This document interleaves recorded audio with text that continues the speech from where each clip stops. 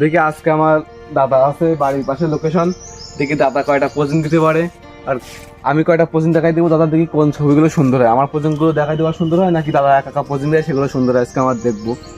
দাদা ওইখানে বসেন, কয়টা পোজিং দেয়। এগুলো কিন্তু আমার নিজের বলা পোজিং না, সব দাদা দিচ্ছে। আর আমি বলবো এরপরে দেখি কার ছবিগুলো ভালো হয়, আমার বলা পোজিংগুলো সুন্দর হয় নাকি দাদার ছবিগুলো সুন্দর হয়, কমেন্ট অবশ্যই জানাবেন।